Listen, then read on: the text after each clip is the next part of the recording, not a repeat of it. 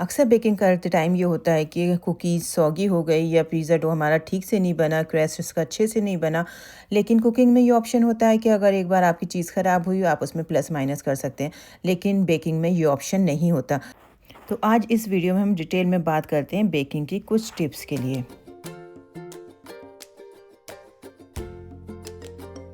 Hey everyone, welcome back to my channel. मेरा नाम है हिना। आज मैं आप लोग के साथ बना रही हूँ peanut butter cookies and super easy homemade pizza.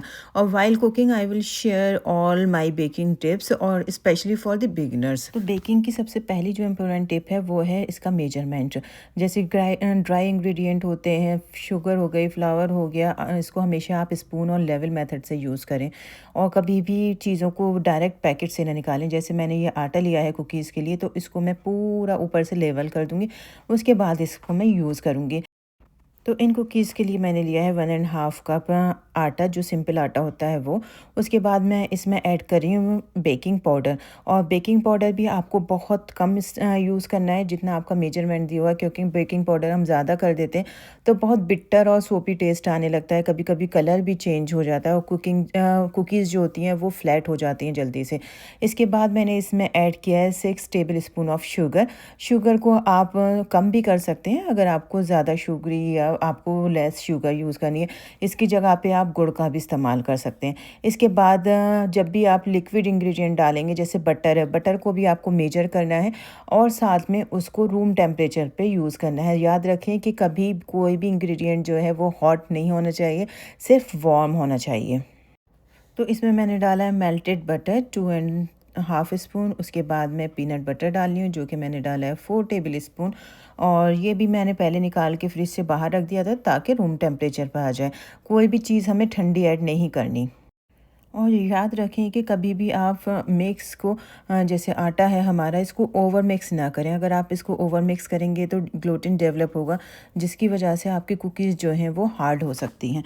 और इसमें आप क्रीमी टेक्सचर लाने के लिए थोड़ा थोड़ा दूध का इस्तेमाल करें, जो कि आपका रूम टेम्परेचर पे ही यूज़ होना चाहिए।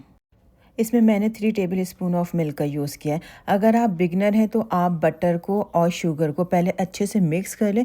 उसके बाद इसमें आप आटे का इस्तेमाल करें, तो इससे आपका जो डो बनेगा वो काफ़ी क्रीमी बनेगा और काफ़ी फ्लफ़ी बनेगा।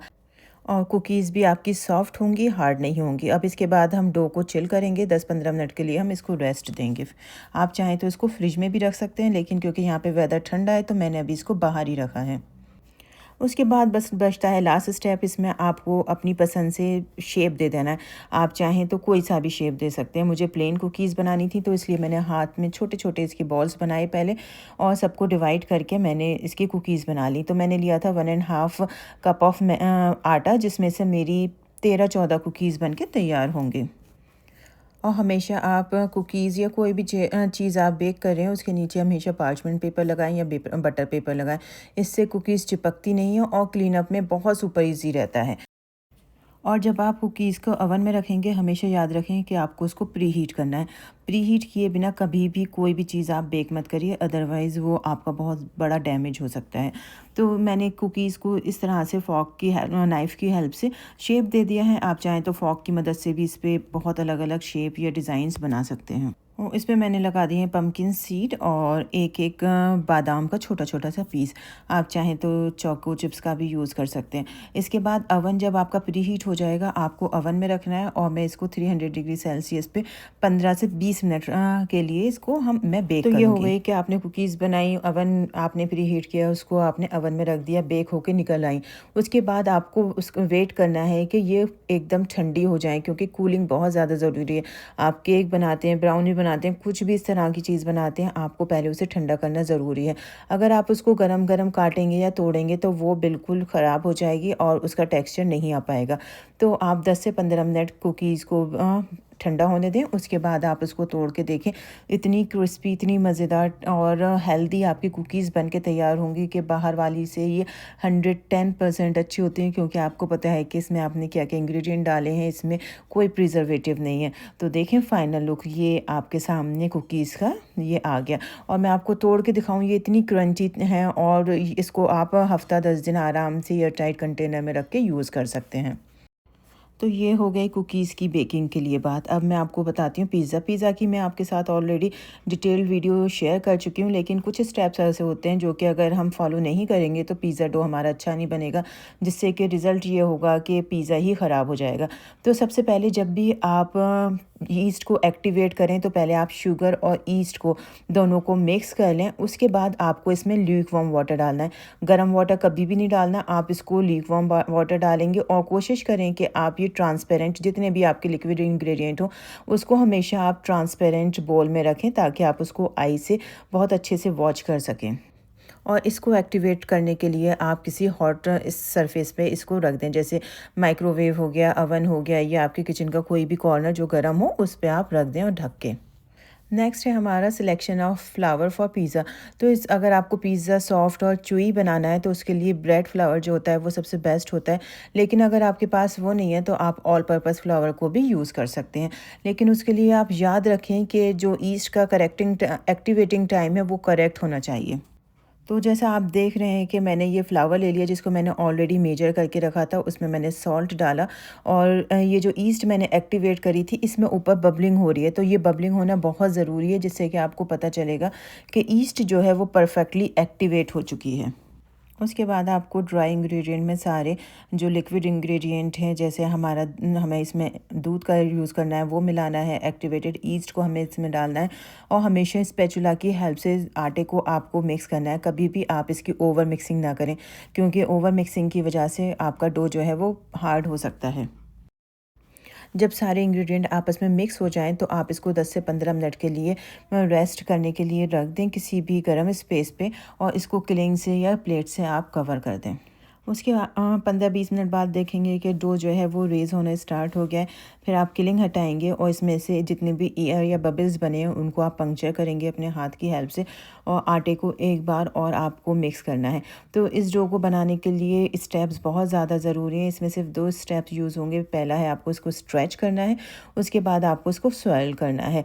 ज़्यादा मिक्सिंग नहीं करनी है। मेरे पास क्योंकि बोल छोटा है तो इसलिए मैंने बेकिंग डिश का यूज़ किया है। आप चाहें तो काउंटर टॉप वगैरह पे भी रख के इसको आराम से डो को बना सकते हैं। तो देखें ये अनकट वीडियो है, बस मैंने इसको फास्ट फॉरवर्ड कर दिया ताकि स्टेप्स आपको सब क्लियरली समझ में आ जाए।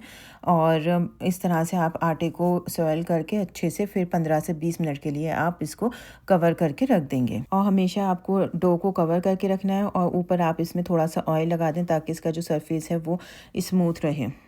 उसके बाद हमें डो को दोबारा से थोड़ी देर रेस्ट करने के लिए रख देना है। थोड़ा सा इस पे ऑयल लगा देना है ताकि कोई लेयर या आटा जो है हमारा वो टाइट ना हो।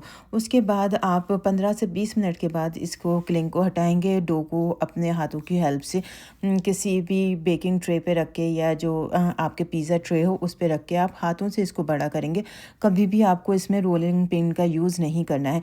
जितना आप हाथों से स्ट्रेच कर करके इसको बड़ा करेंगे उतना आपका पिज़्ज़ा डो जो है वो सॉफ्ट और चुई बनेगा। और रोलिंग पिन यूज़ ना करने की एक रीज़न ये भी है क्योंकि जब हम रोलिंग पिन का यूज़ करते हैं तो ये ग्लूटेन को प्रेस कर देता है और सॉफ्ट बेस जो है वो हमारा सॉफ्ट नहीं हो पाता। तो इस तरह से आप जितना हाथ से स्ट्रेच करके इसको बनाएंगे तो ये बहुत ज़्यादा अच्छा बनेगा। तो इसमें जब आपका इस तरह से बेस तैयार हो जाए आप फॉक की हेल्प से इसमें कुछ होल्स बना दें। और हमेशा याद रखें कि पिज़्ज़ा बनाते टाइम आप ओवरलोड टॉपिंग ना करें, क्योंकि अगर टॉपिंग ज़्यादा हो जाती है तो पिज़्ज़ा सॉगी हो जाता है। सिंपल या तो आप उसको चीज़ पिज़्ज़ा बनाएं या वेजिटेबल पिज़्ज़ा बनाएं या फिर चिकन पिज़्ज़ा बनाएं, जो भी बनाएं आप इसमें लिमिटेड रखें। और हमेशा जो किनारियां हैं इसकी एजेस हैं उसको आप पूरी तरह से स्ट्रेच करें और वहाँ पे सॉसेस ज़रूर लगाएं, क्योंकि कभी कभी ऐसा होता है कि जो एजेस होती हैं वही ड्राई हो जाती हैं, वहाँ पे किसी तरह की टॉपिंग नहीं होती, तो इस वजह से वो वेस्ट पार्ट हो जाता है। इस वेस्टेज को बचाने के लिए आप ये कर सकते हैं कि हमेशा किनारी जो इसकी एजेस हैं इस पर हमेशा सॉसेस, चीज़, चिकन जो भी आप यूज़ करें उसको ज़रूर ही लगाएं। और ओवर लोडेड पिज़्ज़ा कभी भी अच्छा नहीं होता। उसके बाद आप अवन को प्री हीट करें 350 डिग्री पर और 15 से 20 मिनट के लिए पिज़्ज़ा बेक होने रख दें। उसके अलावा जो जनरल टिप्स हैं वो ये हैं कि आप हमेशा पार्चमेंट पेपर का यूज़ करें, कभी भी फॉइल को ना यूज़ करें, क्योंकि फॉइल से जो है वो बर्न हो जाता है। और कभी भी आप अवन के डोर को बार बार ओपन या बंद ना करें, क्योंकि इससे टेम्परेचर डिफरेंस आ जाता है।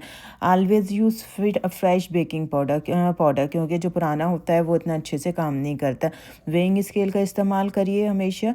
और जब आप पिज़्ज़ा बनाएं तो पिज़्ज़ा ट्रे पे थोड़ा सा कॉर्न मील आप डाल देंगे तो उससे क्रंची बॉटम आपका तैयार होगा। तो अगर आप ये सारी स्टेप्स फॉलो करेंगे तो आपकी जो पिज़्ज़ा है, कुकीज़ हैं, वो बहुत अच्छे से बबली पिज़्ज़ा रेडी होगा। कुकीज़ काफ़ी क्रंची होंगी। और छोटी-छोटी सी स्टेप्स हैं जो कि आप ध्यान में रख के अपनी बेकिंग को परफेक्ट कर सकते हैं। तो ये था आज का मेरा वीडियो। आपको कैसा लगा please like, share and subscribe ज़रूर करिएगा। और नेक्स्ट वीडियो में आप क्या चाहते हैं कि मैं क्या बेक करूँ, लाइक कुकीज़, केक्स, ब्रेड या और पिज़्ज़ा के स्टाइल। अगर मैं आपको अपनी स्टोरी बताऊँ, मैंने बेकिंग कभी नहीं करी थी। मैंने शायद 1-2 साल पहले से बेकिंग स्टार्ट करी है। और 3-4 अटेम्प्ट मेरे ऐसे थे कि मेरा कुकीज़ भी अच्छी नहीं बनती थी, पिज़्ज़ा मेरा बहुत टाइट हो जाता था और मेरे जो मेजरमेंट में बहुत मुश्किल होती थी। लेकिन जब मैंने कंटिन्यू प्रैक्टिस करी तो आज मैं अल्हम्दुलिल्लाह बहुत अच्छे से पिज़्ज़ा, कुकीज़, केक ये सारी चीज़ें ईज़िली बेक कर लेती हूँ। तो यही एक मेरी बात है कि अगर आप किसी चीज़ को बार-बार प्रैक्टिस करेंगे तो वो आपको ज़रूर हो जाएगी। ऐसा नहीं है कि कोई भी चीज़ इंसान की पहुँच से बाहर है या हम कर नहीं सकते, बस उसकी आपको प्रैक्टिस करते रहना है। तो आपको मेरा वीडियो कैसा लगा ज़रूर बताइएगा। इंशाल्लाह ताला आपसे नेक्स्ट वीडियो में मुलाकात होती है। जब तक आप लोग अपना ख़्याल रखें और खूब मज़े करें। And please like, share and subscribe ज़रूर कर दिएगा।